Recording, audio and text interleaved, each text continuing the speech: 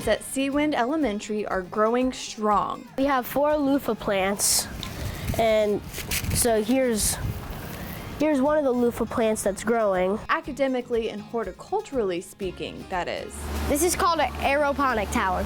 You can find all types of flowers and vegetables across the school's campus. The tomatoes were sent to us by NASA to see if outer space tomatoes grow better than on Earth. This is the green team. This was our inaugural year, and so we were learning a lot about a lot of different things. Miss Nancy Bentz and Miss Emily Sinclair's mission was to get students outside and learn the many lessons that go along with gardening, such as keeping their aeroponics tower clean and healthy. So they always check the temperature of the water, they checked the height of the water because evaporation, we would have to add new water. They checked the nutrient levels and they checked the pH. Gardening isn't easy. It takes a lot of patience, problem solving, and science. So we were growing corn, but it died pretty quick, so I don't think there was enough nutrients for the corn in the garden. We planted some stuff, and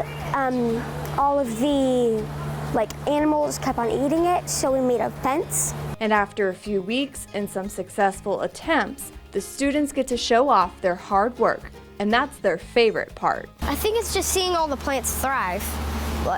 Like when you first put them there that first day and you see them, all these just little seeds, and then you come back a month later and they're giant cabbages. You just feel a moment of success. I also like how we learn from our mistakes and we learn how to make them better. The vegetables and flowers may not last, but the life skills they've learned will continue to blossom. I'm most proud of the life skills that they've acquired.